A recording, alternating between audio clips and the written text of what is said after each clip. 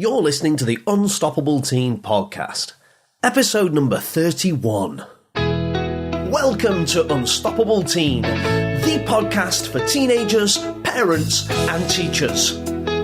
My name is Kevin Mincher. Every week, we will bring you an inspirational person or message to help you experience more success and happiness. Thanks for hanging out with us. Let's get this party started.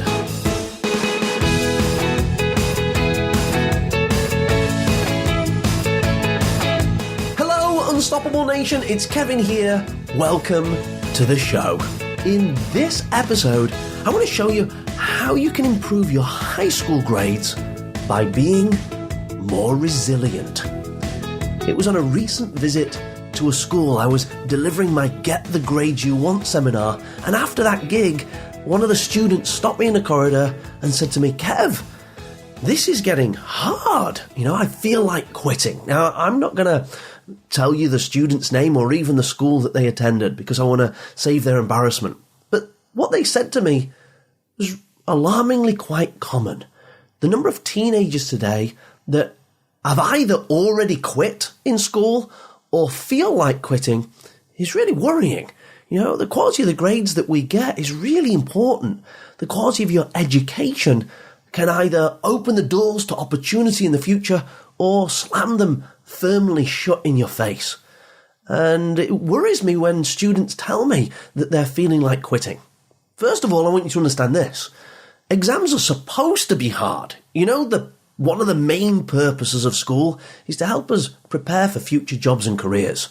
And employers like me and other employers out there don't want education to be easy. We want to make sure that when students shift out of education and into the workforce, that they're really ready, that they develop the skills, the competences, and the character traits that are necessary to thrive in the modern jobs market. We don't want it to be easy. We want you to be tested. We want you to be challenged.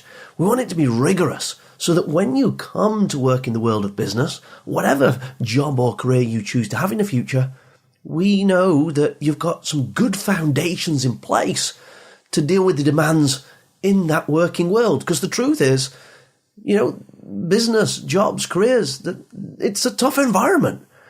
Clients make demands and you've got to rise to those challenges. Customers want certain high standards to be met.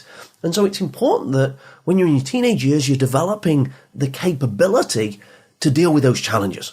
So the last thing we want you to be doing is quitting in the build-up to tests and exams, because we want to help you get a great education, and that's what this episode is all about.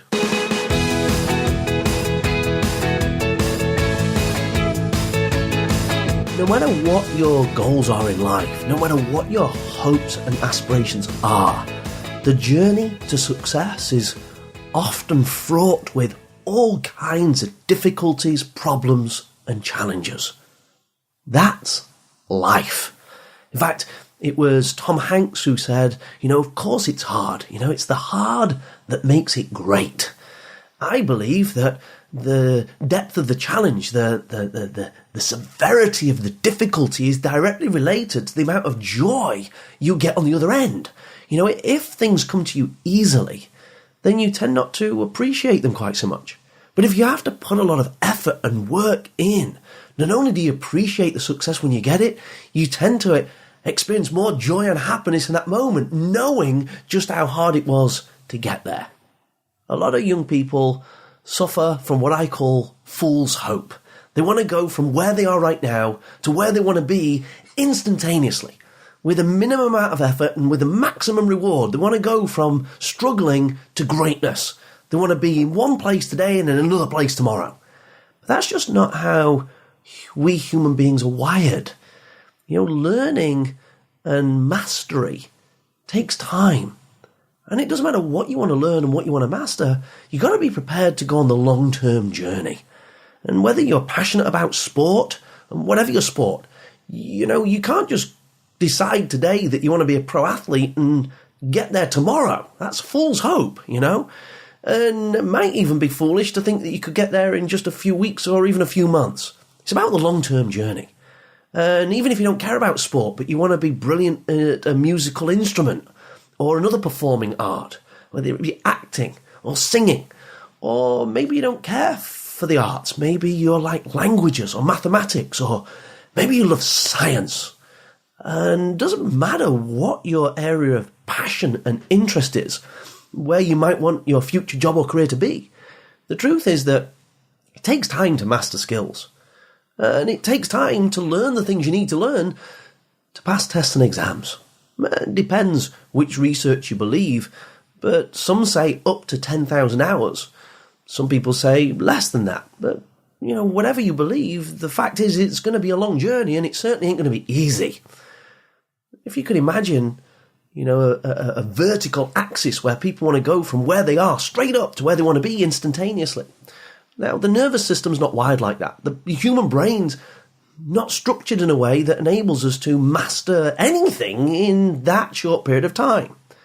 There are accelerated learning techniques that you can absolutely use to shorten the learning process.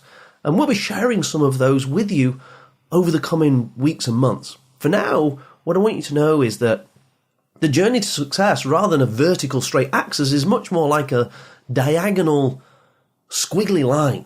There are going to be times when you make progress, and it feels good to make that progress, where you have spikes in improvement, where suddenly maybe a grade jumps from a grade D to a grade C, and you feel like you're making progress.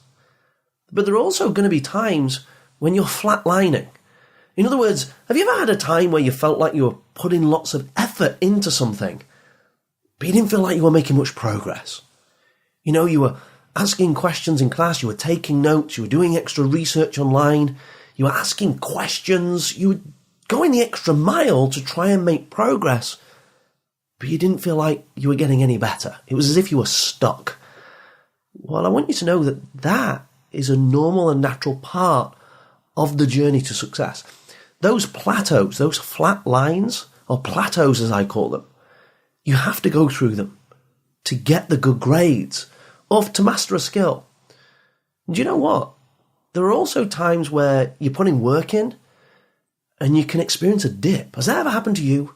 Has it ever happened where you felt like you were working really hard? For me, it was like this with like foreign languages. I remember when I was in high school, I was studying French and I was putting all this practice in, but I felt like my ability at speaking French was actually getting worse, not better. There was this dip in my skill levels. I was like, what's going on here? I'm putting all this work in, but my abilities seem to be getting worse. And that can sometimes feel demoralizing. The plateaus, the flat lines are bad enough. You can feel like quitting when you don't feel like you're making progress. But when your grades are going down, when seemingly your talent is getting worse, then you're even at a greater risk of quitting. But you know what? That's a normal and predictable part of the learning process too. It is inevitable that we human beings, even though we're doing our best, will sometimes get poorer results.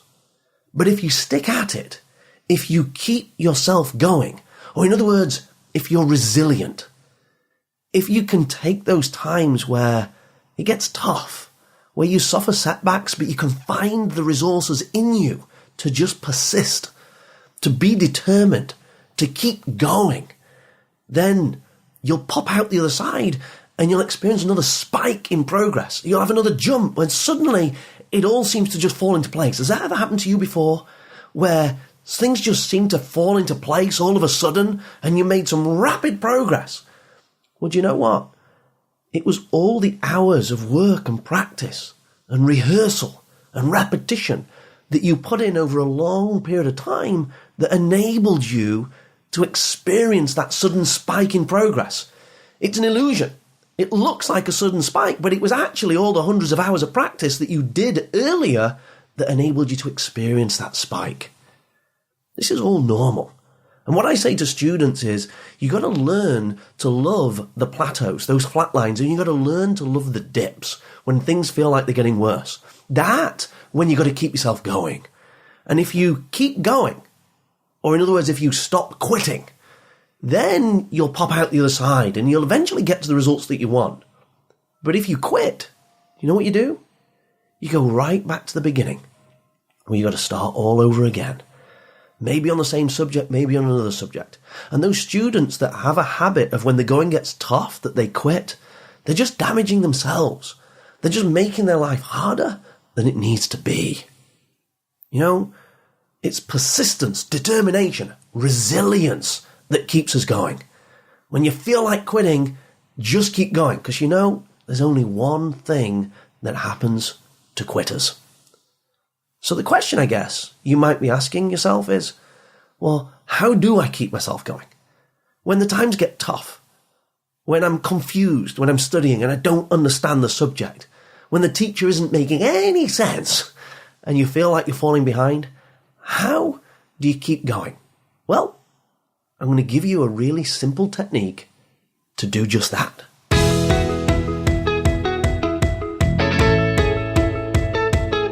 Here's the simple technique that will help you find more resilience than you've had before. It's going to sound silly, but I promise you, it's worked for me. And if it can work for me, I think it might be able to work for you as well. Have you ever watched that animated movie called Finding Nemo? I know they brought the sequel out many years later, but it was in that original movie where Ellen DeGeneres, who's playing Dory, you know, the forgetful type fish, great character. Well, she's helping Nemo out, and they kind of get stuck, and they kind of come across a bunch of sharks. Do you remember that scene? Well, in that section of the movie, there's a little scene where Nemo feels like quitting. You know, it's tough. They're out there in the ocean. They've got so far to go, and they don't, you know, he's tired. He's fed up. He doesn't think he can reach his goal, and so he stops. And then Dory comes along and says, just keep swimming, just keep swimming, just keep swimming, swimming, swimming, just keep swimming. And it's that mantra, just keep swimming, that I say to myself when I feel like quitting, when I got loads of work to do and seemingly not enough time to do it in. Just keep swimming. When I'm confused and I'm preparing for a session, whether it's a podcast or a live seminar with students, and I feel like quitting, just keep swimming. That voice of Dory, Ellen DeGeneres, the character she's playing, her voice just pops up in my head. Just keep swimming. When the going gets tough, just keep swimming. And if you're sat there studying, preparing for a test or an exam, and you hit one of those plateaus, and you're frustrated because you're not making the progress, say it to yourself. Just keep swimming. In fact, say it to yourself now. Just keep swimming. When you experience one of those dips, when you're putting all that work in, it feels like you're getting worse, not better. Just say it to yourself. Just keep swimming. Now, as simple as this sounds, the words that you say to yourself have an impact on the emotions that you feel. If you start saying to yourself over and over again, this is hard, you'll create negative, stressful emotions in yourself. If you keep saying to yourself over and over again, it's impossible, you'll create those negative emotions that'll make you feel like quitting. But if you change your inner dialogue, if you change the words you're saying to yourself, you'll change your inner emotions. And so instead of saying negative things to yourself, like it's impossible, I can't do it, there isn't enough time, I'm only going to fail anyway, shut off that negative voice and say to yourself instead, just keep swimming. And as you keep yourself going, you'll get the rewards that you deserve in the end. Now, I want to encourage you to stack this little mantra, just keep swimming, to another little challenge. The way we become more resilient is by engaging ourselves and participating in activities that are a little bit difficult for us. They might not be difficult for our friends or our family members, but they're difficult for us. And so it's really important. I want to encourage you, if you're listening right now, if you're a teenager, I want to encourage you to deliberately engage in activities that are outside of your talent range. We don't grow by doing things we can already do. You don't get stronger by lifting lighter weights. You get stronger by lifting heavier weights. And therefore, if you want to strengthen the resilience muscle, your resilience muscle, so that you don't quit when the going gets tough, it's important to, metaphorically speaking, lift bigger weights. And when it comes to life, that means engaging in activities and exercises, hobbies and tasks and challenges that you don't currently have the talent for. And if you set yourself a challenge that you don't currently have the talent for, you force yourself into a situation to develop that skill, to become more resilient, to strengthen that muscle where you just keep going. And if you do the kind of things like I did during my teenage years, where you might go hiking, where it's pouring with rain, and you at risk of getting lost and you're not quite sure, but there's a group of you and your mates and you've got a map and a compass and you've done some training, but now you're out in a national park and you've got to get over the other side of that hill or that mountain. It's by engaging in activities like that that you'll build your resilience. Or if that's too risky for you, and if you ever did that, obviously you need to make sure that you've got some caring, responsible adult that knows where you're going and what you're doing. Make sure you've had the training to do it before you go there. If that's too risky, then do something that's a little bit safer and closer to home, like maybe going to the gym. And right now it might be out of your current talent range to be able to go and do some bench presses. Or maybe it's outside your talent range to run 3 miles without stopping and having a break. Or maybe it's outside your talent range to play a musical instrument. Or get on stage and do some stand-up comedy. Or something else. Doesn't matter what it is. What matters is the thought of doing it makes you feel a little bit uncomfortable. Where you're thinking, I'm not sure I can do that. That makes me feel a little bit nervous. But by taking on those kinds of challenges, you develop that resilience muscle. And I want to encourage you to do this. Forget about the outcome and focus on the process. In other words, it doesn't matter whether when you get on stage that you miss a note or forget your lines. The outcome doesn't matter. What matters is the process that you put yourself out there and you went and did it. And by taking on that challenge, that resilience muscle will be in place when it comes to tests and exams, you'll be able to just keep swimming. You know, it doesn't matter if when you go in the gym, you can't complete those bench presses. What matters is that you took on the challenge. And what matters is that each time you go there, you squeeze out an extra rep. It doesn't matter if you can't do the full 3 miles the first time. Get over it. Doesn't matter. But can you get through a mile? And then can you do a mile and a half? And then can you go a little bit further and get to 2 miles and build it up? Doing challenges like this, scaling them up, making them increasingly more difficult, where they're just a little bit outside your talent range, helps you build that resilience muscle and take it into other areas of your life. So then one day when you have a fallout in your relationships, you've got the resilience muscle you need because you developed it when you were younger. When you have some tough times in your career, you've got the resilience muscle you need because you developed it when you were younger. When you're facing those tests and exams, you've got the resilience you need in high school because you developed it when you were younger. You developed it by doing the 2 things I mentioned in here. You take on challenges that are a little bit outside your talent range, not a lot, but a little. And when you're in those challenges, you say to yourself, just keep swimming, just keep swimming, just keep swimming, swimming, swimming. And those little things will help you get to the top.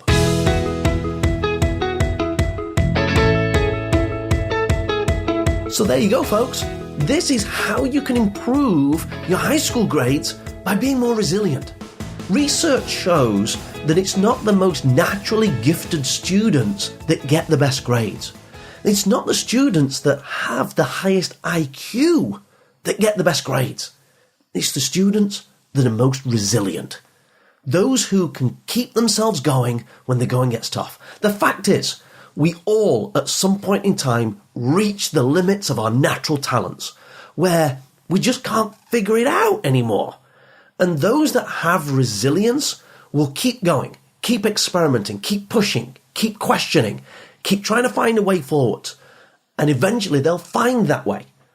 But those students that don't have that resilience muscle, those who don't keep swimming, those that quit when the going gets tough, end up accepting that level which was way lower than the level that they were actually capable of achieving. If you've got some hints, tips, or ideas about what young people can do to become more resilient, please add some comments on our website.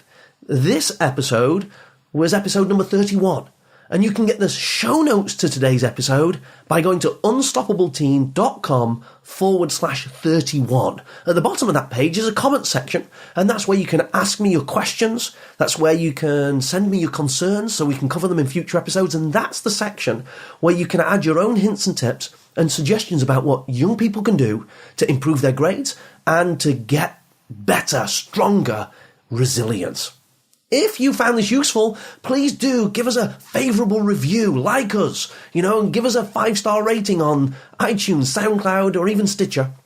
Indeed, they're the same places where you can subscribe to the show. We produce these shows every week. They're free for everyone, and we're on a mission to help 1 million young people experience a better quality of life.